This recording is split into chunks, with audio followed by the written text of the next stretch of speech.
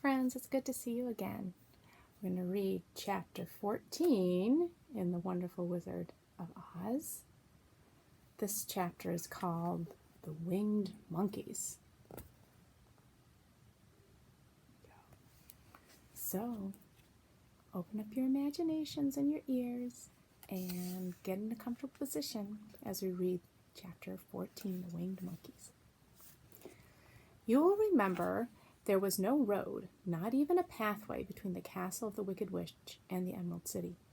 When the four travelers went in search of the witch, she had seen them coming, and so sent the winged monkeys to bring them to her. It was much harder to find their way back, though, through the big fields of buttercups and yellow daisies, than it was being carried. They knew, of course, they must go straight east toward the rising sun, and they started off in the right way. But at noon, when the sun was over their heads, they did not know which was east and which was west, and that was the reason they were lost in the great fields. Oh, look, there's a field mouse. They kept on walking, however, and at night the moon came out and shone brightly. So they lay down among the sweet-smelling yellow flowers and slept soundly until morning, all but the Scarecrow and the Tin Woodman. The next morning the sun was behind a cloud, but they started on as if they were quite sure which way they were going. "If we walk far enough," said Dorothy, "we shall sometime come to some place, I am sure." But day by day passed away, and they still saw nothing before them but the yellow fields. The Scarecrow began to grumble a bit. "We have surely lost our way," he said, "and unless we find it again in time to reach the Emerald City, I shall never get my brains." "Nor I my heart," declared the Tin Woodman. "It seems to me I can scarcely wait till I get to Oz, and you must admit this is a very long journey." "You see," said the Cowardly Lion with a whimper, "I haven't the courage to keep tramping forever without getting anywhere at all." Then Dorothy lost heart.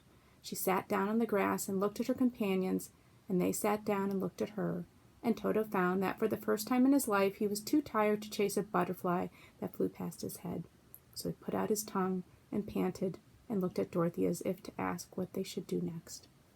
"Suppose we call the field mice," she suggested. "They could probably tell us the way to the Emerald City." "To be sure they could," cried the Scarecrow. "Why didn't we think of that before?" Dorothy blew the little whistle she had always carried around her neck since the Queen of the Mice had given it to her. In a few minutes they heard the pattering of tiny feet, and many of the small gray mice came running up to her. Among them was the Queen herself, who asked in her squeaky little voice, "What can I do for my friends?" "We have lost our way," said Dorothy. "Can you tell us where the Emerald City is?" "Certainly," answered the Queen, "but it is a great way off, for you have had it at your backs all this time." Then she noticed Dorothy's golden cap and said, "Why don't you use the charm of the cap and call the winged monkeys to you? They will carry you to the city of Oz in less than an hour." There's the Queen of the Field Mice right over here.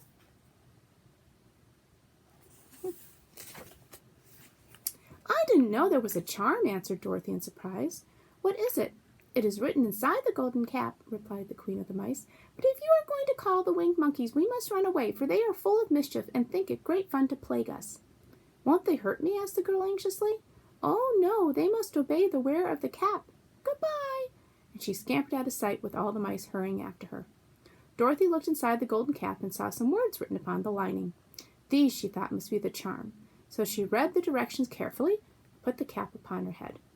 "Epi Peppy Cocky," she said, standing on her left foot. "What did you say?" asked the Scarecrow, who did not know what she was doing. "Hi-lo, ho-lo, hey-lo," Dorothy went on, standing this time on her right foot. "Hello," replied the Tin Woodman calmly. "Zizzy, zuzzy, zeek," said Dorothy, who was now standing on both feet. This ended the saying of the charm, and they heard a great chattering and flapping of wings as the band of winged monkeys flew up to them. The king bowed low before Dorothy. There they are. Winged monkeys. "What is your command?" he asked. "We wish to go to the Emerald City," said the child, "and we have lost our way." "We will carry you," replied the king. And no sooner had he spoken than two of the monkeys caught Dorothy in their arms and flew away with her. Others took the Scarecrow and the Woodman and the Lion, and one little monkey seized Toto and flew after them, although the dog tried hard to bite him. The Scarecrow and the Tin Woodman were rather frightened at first, for they remembered how badly the winged monkeys had treated them before, but they saw that no harm was intended, So they rode through the air quite cheerfully and had a fine time looking at the pretty gardens and woods far below them. Dorothy found herself riding easily between two of the biggest monkeys, one of them the king himself. They had made a chair of their hands and were careful not to hurt her. "Why do you have to obey the charm of the golden cap?" she asked. "That is a long story," answered the king with a laugh, "but as we have a long journey before us, I will pass the time by telling you about it if you wish." "I shall be glad to hear it," she replied. "Once," began the leader, "we were a free people, living happily in the great forest, flying from tree to tree, eating nuts and fruit, and doing just as we pleased without calling anybody master. Perhaps some of us were rather too full of mischief at times, flying down to pull the tails of the animals that had no wings, chasing birds, and throwing nuts at the people who walked in the forest. But we were careless and happy and full of fun, and enjoyed every minute of the day. This was many years ago, long before Oz came out of the clouds to rule over this land. There lived here, then, away at the north, a beautiful princess, who was also a powerful sorceress. All her magic was used to help the people, and she was never known to hurt anyone who was good.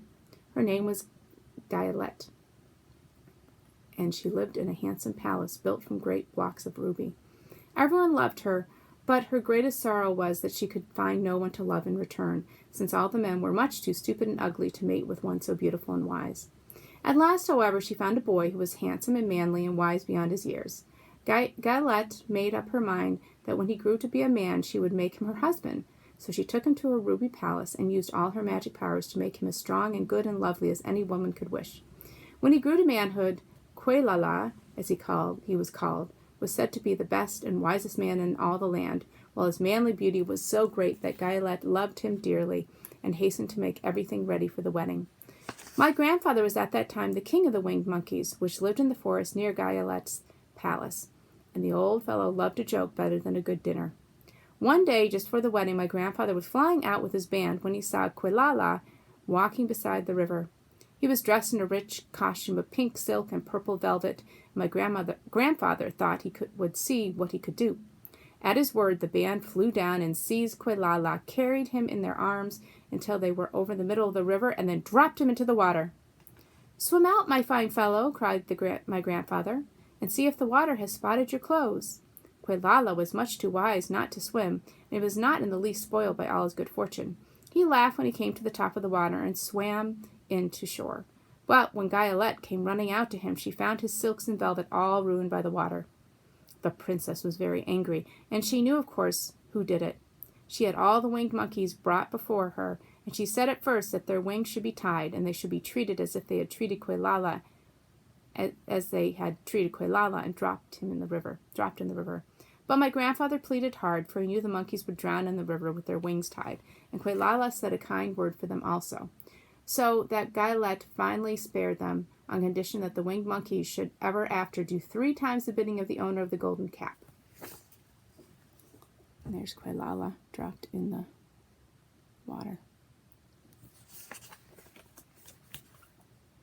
This cap had been made for a wedding present to Quelala, and it is said to have cost the princess half her kingdom.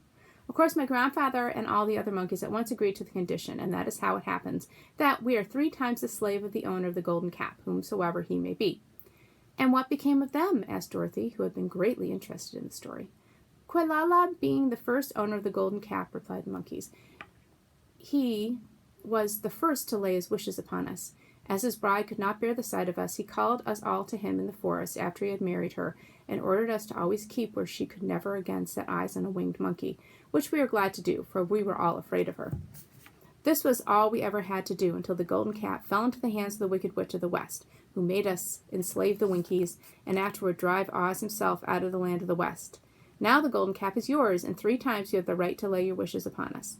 As the Monkey King finished his story, Dorothy looked down and saw the green shining walls of the Emerald City before them. She wondered at the rapid flight of the monkeys, but was glad the journey was over. The strange creatures set the travelers down carefully before the gate of the city. The king bowed low to Dorothy and then flew swiftly away, followed by all his band. "That was a good ride," said the little girl. "Yes, and a quick way out of our troubles," replied the lion. "How lucky it was you brought away that wonderful cap." And there is the cap. And if you look back, let's look back at the picture. When they were carrying her, see how they're carrying Dorothy, and she's wearing the cap right there. All right. that is the end of chapter 14. We'll park our place. I hope you enjoyed it, and we'll see you tomorrow. Bye.